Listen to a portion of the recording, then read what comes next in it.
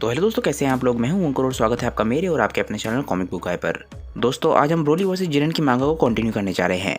Last video में हमने Broly की एक मेमोरी को देखा जिसमें वो गोकू के साथ ट्रेनिंग कर रहा था।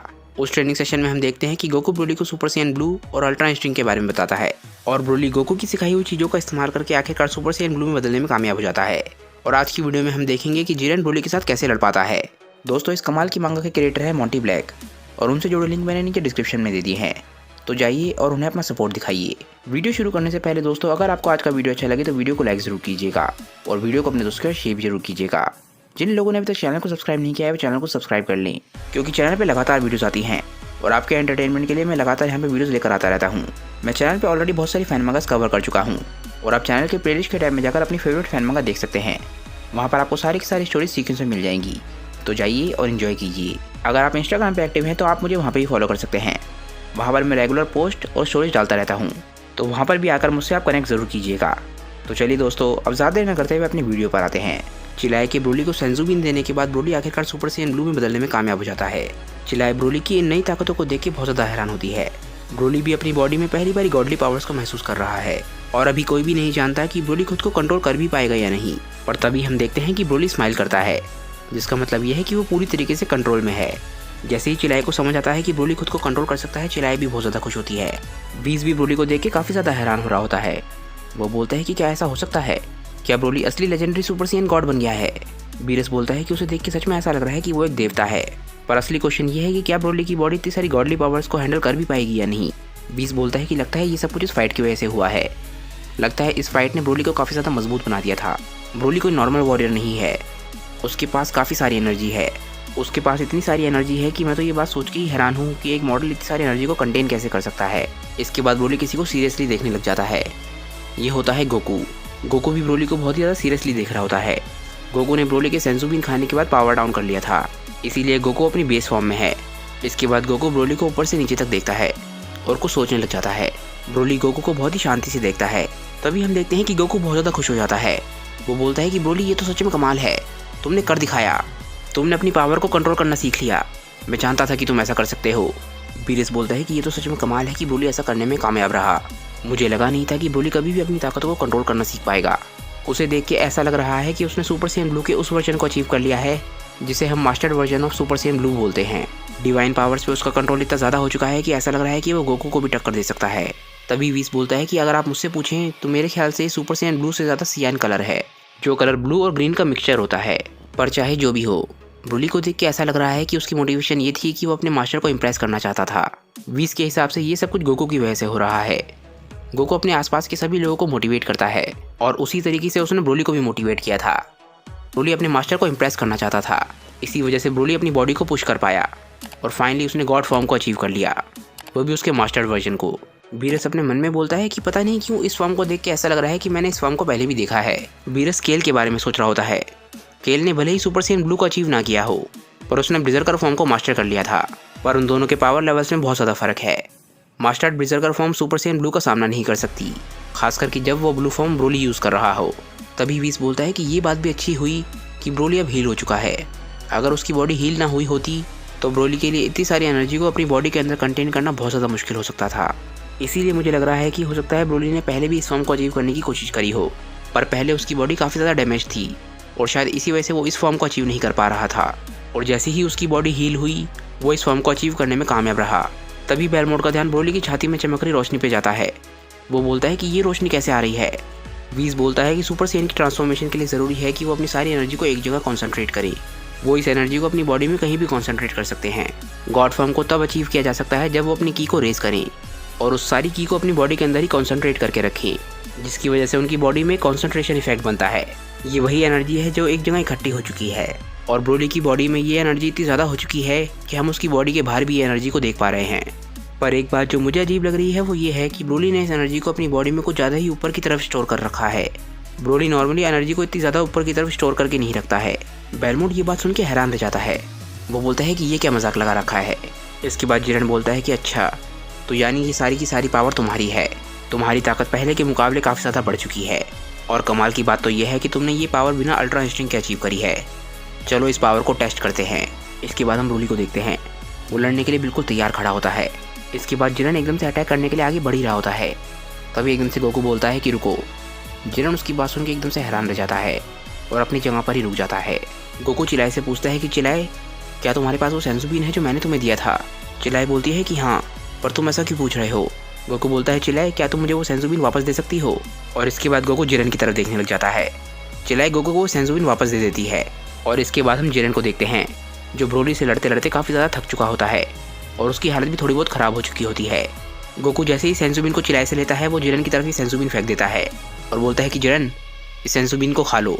जिरन नहीं जानता कि सेंसू बीन क्या कर सकता है और वो सेंसू बीन को देख के थोड़ा बहुत हैरान होता है और चिल्लाए गोकू पे चिल्लाने लग जाती है। वो बोलती है गोकू, क्या तुम पागल हुए हो? पर ब्रोली जानता है कि गोकू ने क्या किया है। गोकू एक फेयर फाइट को चाहता है। ब्रोली सेंसू बीन खाने के बाद बिल्कुल सही हो चुका है और अगर जिरन घायल होगा तो जिरन की हार तय है और इसी वजह से ये एक फेयर फाइट नहीं होती और ब्रोली भी ये बात जानता है, इसीलिए वो इस बात पे स्माइल करता है। इसके बाद हम देखते हैं कि जिरन सेंसू बीन को खा लेता है और जैसे ही वो सेंसू बीन को खाता है वो बिल्कुल ठीक हो जाता है। उसे विश्वास नहीं हो रहा होता कि वो एक ही सेकंड में कैसे ठीक हो गया। वो बोलता है कि ये तो कमाल की बात है, मैंने लड़ाई में जो भी ताकत खोई थी वो सारी की सारी ताकत रिस्टोर हो चुकी है। इसके बाद गोकू चिल्लाए के कंधे पे हाथ रखता है और इंस्टेंट ट्रांसमिशन के लिए तैयार हो जाता है। वो बोलता है कि तुम लोग बहुत ही अच्छा कर रहे हो और ब्रोली ये बात याद रखना, लड़ाई का रिजल्ट जैसा भी हो मैं हमेशा तुम पे प्राउड करता रहूँगा। ब्रोली को ये बात सुन के शांति मिलती है और वो इस बात पे स्माइल करता है। इसके बाद गोकू और चिल्लाए वहाँ से चले जाते हैं। जिरन बोलता है कि गोकू, अब मुझे समझ आ रहा है कि तुम शुरुआत से क्या करना चाहते थे। अब लड़ाई का स्टेज फिर से तैयार हो चुका है। ब्रोली और जिरन दोनों ही अपनी प्राइम स्टेट में हैं और दोनों ही लड़ने के लिए तैयार हैं। इसके बाद जिरन अपनी अल्ट्रा इंस्टिंक्ट की इवॉल्व फॉर्म का इस्तेमाल करता है और ब्रोली अपनी सुपर सैयन ब्लू फॉर्म में है। हम देखते हैं कि ब्रोली की तरफ एक बहुत ही बड़ा अटैक बढ़ रहा होता है पर ब्रोली शांति से अपनी जगह पर खड़ा रहता है। ये अटैक एकदम से आके ब्रोली से टकराता है और उसे बहुत ज़्यादा चोट पहुंचाता है पर ब्रोली की ताकतें इतनी ज़्यादा बढ़ चुकी हैं कि उसे ये अटैक महसूस भी नहीं होता। तभी एकदम से गोकू चिल्लाता है कि ब्रोली क्या कर रहे हो, तुम बस एक ही जगह पे क्यों खड़े हो? अगले ही सेकंड हम देखते हैं कि जिरन ब्रोली के पास पहुंच चुका होता है। वीज बोलता है कि जिरन इतनी तेजी से मूव हो रहा है कि ऐसा लग रहा है कि वो सिर्फ एक ब्लर है, उसे देखना भी बहुत ज़्यादा मुश्किल है।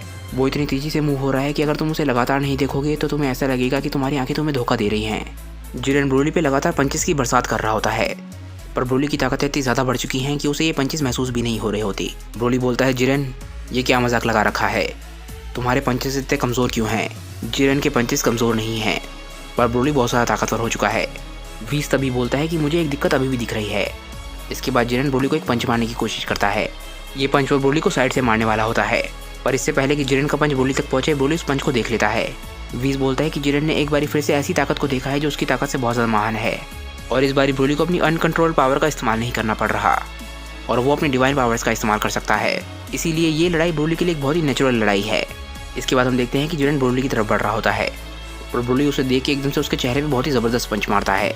ब्रोली का ये पंच इतना ज़बरदस्त था कि जिरन बहुत ज़्यादा दूर जाके गिरता है और इस पंच की वजह से जिरन को बहुत ज़्यादा चोट भी लगी होती है। वीज बोलता है कि ब्रोली की ताकतें इतनी ज़्यादा हैं कि उसे अल्ट्रा इंस्टिंक्ट का इस्तेमाल करने की ज़रूरत ही नहीं है।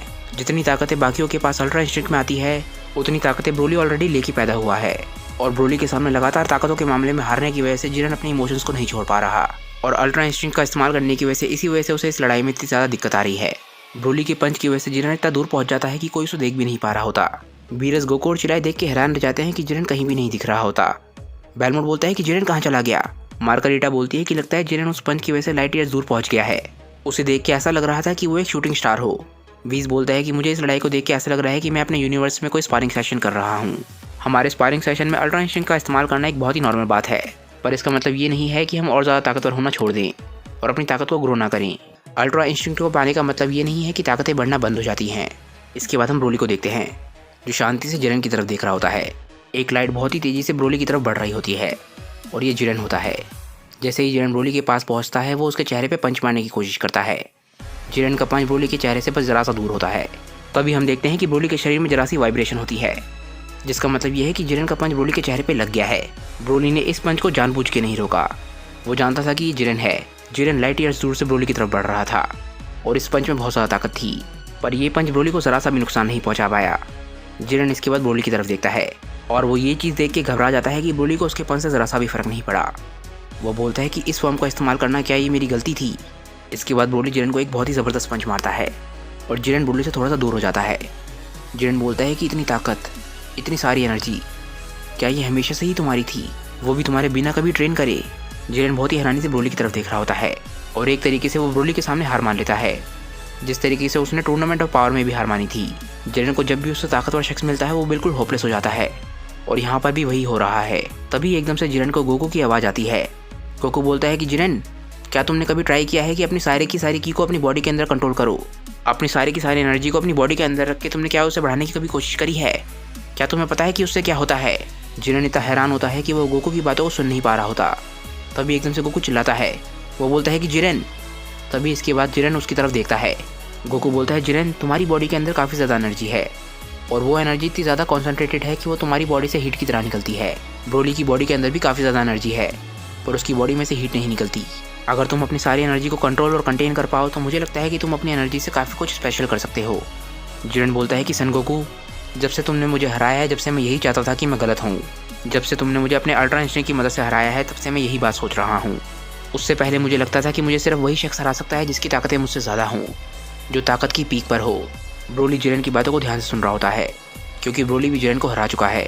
जिरेन बोलता है कि सन गोकू, तुम्हें मुझ पर पूरा विश्वास था कि मैं अल्ट्रा इंस्टिंक्ट के भी आगे जा सकता हूँ, उससे भी महान ताकत को अचीव कर सकता हूँ। थैंक यू कि तुमने मुझ पर बिलीव किया। थैंक यू, तुमने मुझे याद दिलाया कि मैं कौन हूँ। ये बोलते बोलते जिरेन की बॉडी में से काफ़ी सारी हीट निकलने लग जाती है, जैसे कि टूर्नामेंट ऑफ पावर में भी निकल रही थी। जैसे ही जिरेन की बॉडी में से वो हीट निकलती है, हर जगह रोशनी फैलने लग जाती है। ब्रोली के सामने जिरेन एक बार फिर से इवॉल्व हो रहा होता है। उसकी ताकतें लगातार बढ़ रही होती हैं, और वो भी अब डिवाइन पावर्स को अचीव कर चुका है। जिरेन अपनी सारी की सारी ताकत को कॉन्सेंट्रेट करने लग जाता है। हर तरफ रोशनी ही रोशनी होती है। उसकी बॉडी में से बहुत ज़्यादा हीट निकल रही थी, पर धीरे धीरे करके वो सारी की सारी हीट गायब होने लग जाती है, क्योंकि जिरेन उस एनर्जी को कॉन्सेंट्रेट करना सीख रहा है। आखिरकार जिरेन उस सारी की सारी एनर्जी को अपनी छाती में कॉन्सेंट्रेट करने में कामयाब हो जाता है, जिस तरीके से ब्रोली ने ऑलरेडी करना सीख लिया था। और एक बार फिर से जिरेन हम सभी के सामने एक बिल्कुल ही नए लेवल पर होता है। ये जिरेन पहले से अलग है। ये जिरेन अल्ट्रा इंस्टिंक्ट के भी आगे के लेवल को अचीव कर चुका है, और जैसे ही जिरेन अपनी आंखें खोलता है, उसकी आंखों में से हीट निकलती है, और अब जिरेन भी ब्रोली के नए लेवल से लड़ने के लिए पूरी तरीके से तैयार है। आज की वीडियो दोस्तों यहीं पे ख़त्म हो जाती है। मुझे नीचे कमेंट करके बताइए कि आज की वीडियो आप लोगों को कैसी लगी। इस मांगा का नेक्स्ट चैप्टर अभी रिलीज़ नहीं हुआ है, पर वो अगले महीने तक रिलीज़ हो जाएगा। तो जैसे ही इसका नेक्स्ट चैप्टर आता है, मैं आप लोगों के लिए वीडियो लेकर आ जाऊँगा। अगर आपको आज की वीडियो अच्छी लगी हो तो वीडियो को लाइक ज़रूर कीजिएगा, और वीडियो को अपने दोस्त के शेयर भी जरूर कीजिएगा। जिन लोगों ने अभी तक चैनल को सब्सक्राइब नहीं किया है वो चैनल को सब्सक्राइब कर लें, क्योंकि चैनल पे लगातार वीडियोस आती रहती हैं, और मैं आपके एंटरटेनमेंट के लिए लगातार यहाँ पे वीडियोस लेकर आता रहता हूँ। जो लोग ड्रैगन बॉल के अलावा माय हीरो एकेडमिया के फ़ैन है वो मेरे दूसरे चैनल CBG एनिमे को भी सब्सक्राइब कर सकते हैं। वहाँ पर भी मैं रेगुलर वीडियोज़ डाल रहा हूँ, तो जाइए और वहाँ की वीडियोज़ भी इंजॉय कीजिए। तो चलिए दोस्तों, आज की वीडियो के लिए बस इतना ही। मैं मिलता हूँ आप लोगों को अपनी नेक्स्ट वीडियो के साथ। तब तक के लिए बाय दोस्तों, और थैंक्स फॉर वॉचिंग।